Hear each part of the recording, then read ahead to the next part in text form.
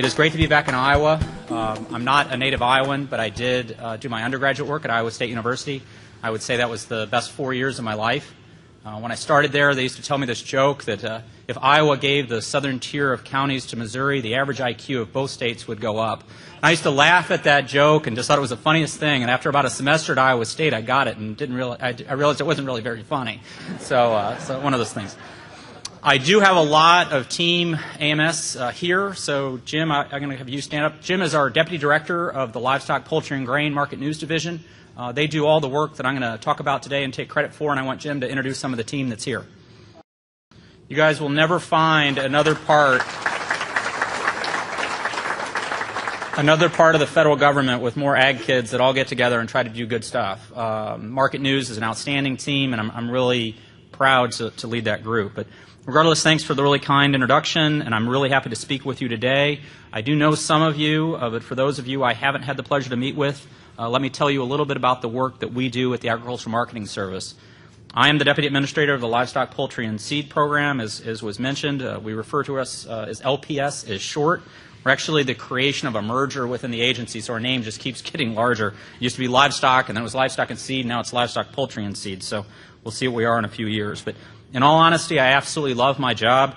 There's nothing about it that I don't. There's very few positions you can get in the federal government where you get to really do work that matters, and I think the work that we do does. I get to serve the industry I grew up with. I get to continue to work with agriculture in a way that I think is quite meaningful.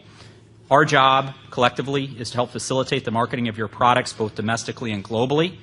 I work extensively with what I think is a very dedicated group of people who are all focused on providing services that benefit all of you. At AMS, we provide a variety of services at the behest of you, our customers, stakeholders, and the public to achieve our mission of facilitating the marketing of U.S. agriculture. To successfully accomplish this mission, we need to stay in step with the marketplace to ensure that we are delivering services with integrity and that are relevant in an ever-changing marketplace. And I can tell you, agriculture is certainly changing today. I said not long ago that if any of our actions appear to industry to come out of left field, then we have failed miserably. If we implement a new initiative that catches people completely off guard, we are not doing our job of being responsive to your needs.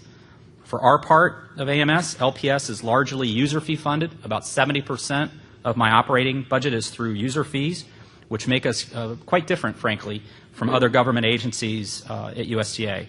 We provide grading services at beef, lamb, poultry, and shell egg plants. We provide third-party verification services, such as the USDA Process Verified program. We develop food safety standards for the commodities that we buy for the federal feeding programs, including the National School Lunch Program, and we provide oversight to such programs as the National Pork Board.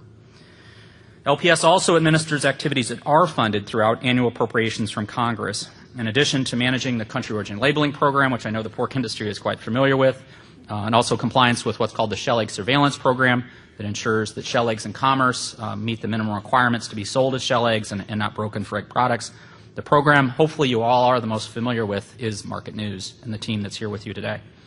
We have a staff of about 80 federal reporters and another 150 state reporters spread across the entire country, collecting and disseminating market information on a myriad of different agricultural commodities and products. Those commodities and markets include a whole host of things, including slaughter and feeder livestock, poultry, eggs, meats, grain, hay, and feedstuffs, organic commodities, non-GMO commodities, grass-fed commodities, pasture-raised commodities, and more recently, what we refer to as the local farmer market, farm-to-school, and farm-to-institution reports that we're putting out. Market News provides the transparency needed for producers, processors, distributors, consumers, and others in the marketplace to make marketing and production decisions, which helps the markets to function efficiently and competitively. This is particularly important for the newer emerging markets like non-GMO, organic, grass-fed, and these other niche markets that we're putting considerable resources towards. Market News reporters collect and publish market information through two main avenues: on a voluntary basis and through what we call the Livestock Mandatory Reporting, or LMR for short. This information provides the industry with tools to determine where and when to buy and sell livestock, poultry, grain, and the related products. Market reports assist producers in their production planning and help promote orderly marketing by placing producers and others in the industry on a more equal bargaining basis. Related industries that process and distribute agricultural products also make considerable use of market reports to conduct and plan business operations. Reported information prepared by us, as well as a wealth of historical data, are utilized by all segments of the industry, including agricultural colleges, universities, other government agencies, and research institutions. A key component of our success is that we keep on top of industry trends and changes. Our employees are committed to working with industry to identify changes in the marketing structure. Our market news employees always stay abreast of industry trends to develop and modify market reports that foster trust and maintain the relevance and integrity of our service. Suggestions for improvement in procedures, data collection, distribution of the reports from the industry are always encouraged and welcomed. For example, last year industry participants came to Market News requesting that we consider publishing a 5-day rolling average for our negotiated hog price on our daily swine reports. Implementing this request provided market participants with a clear picture of the general market trend by muting some of those daily erratic fluctuations on thinly traded markets such as the hog market today. Market News has a rich history of collaboration with the swine industry. The industry was very supportive when livestock mandatory reporting was first enacted in 1999 and ultimately launched on April 2nd of 2001. Following the 2010 reauthorization, the pork industry was heavily involved in the negotiated rulemaking process, the first negotiated rulemaking process in the history of our agency that developed the language used in promulgating the regulation for what we look to now as a very robust system for reporting wholesale pork cuts that we enjoy. The same spirit of collaboration was evident in the most recent reauthorization of the livestock mandatory reporting last September.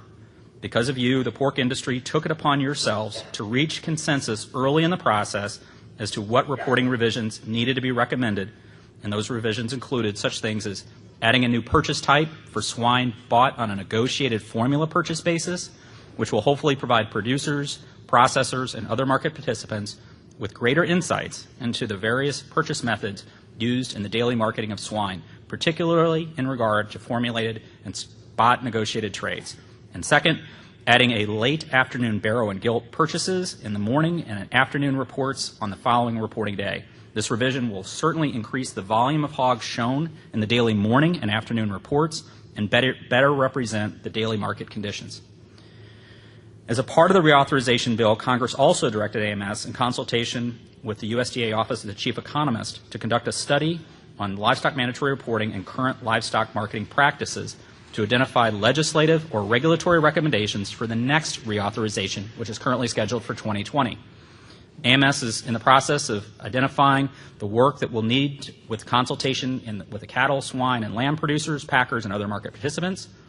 The report of this findings is due to the House and Senate Ag Committees not later than March 1, 2018. To help maximize the success of this study, AMS has hired Value Ag, a private sector group, to conduct what we refer to as-is study that will be an analysis of the current marketing conditions for cattle, swine, lambs, and the related meat commodities to create a baseline for the upcoming reauthorization of Congress. The Market News team has been working on data gathering for this study since last fall, and we're hoping to have this initial as-is study completed this month. Because the leadership of the swine industry has thoroughly vetted these revisions prior to inclusion into the 2015 reauthorization that we just went through, there were no negative comments in the proposed rule that we published during the recent comment period, and we've already drafted the final rule and submitted it down to our Office of General Counsel for publication.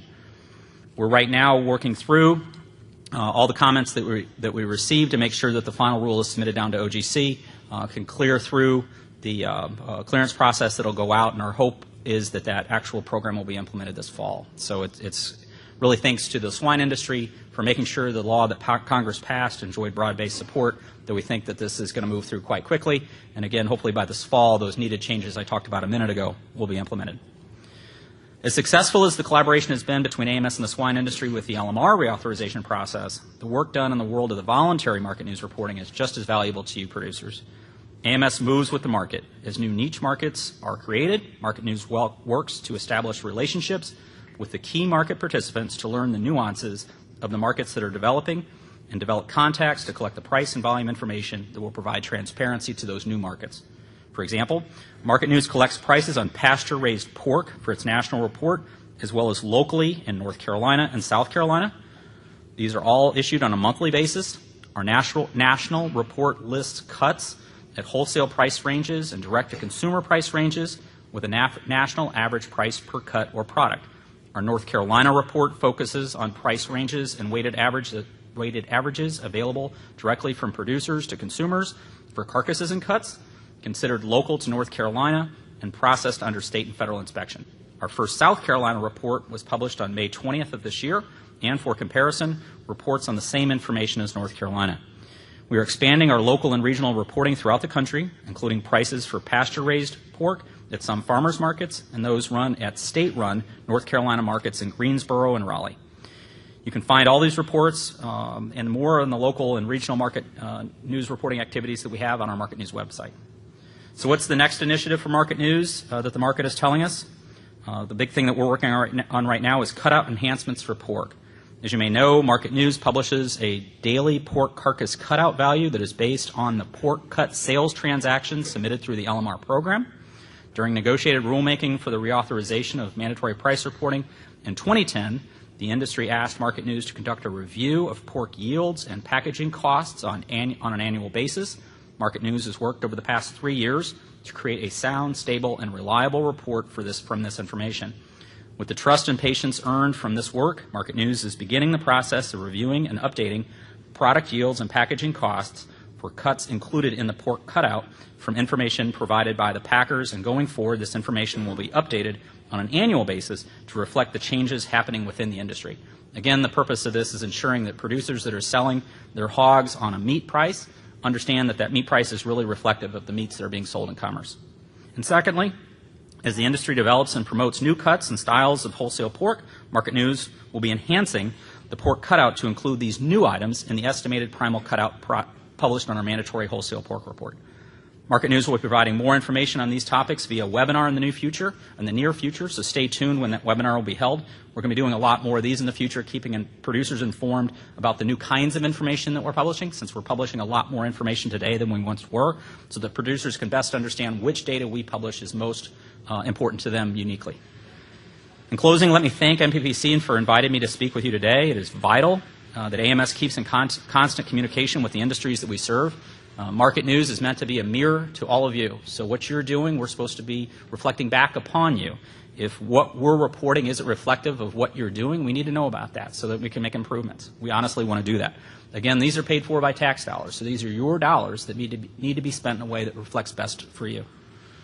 I value having opportunities such as today to provide you with information on what we're working. Again, I'm really proud of my team. I'm really happy so many of them were able to be here today, and I'd be really happy to take any questions you guys might have.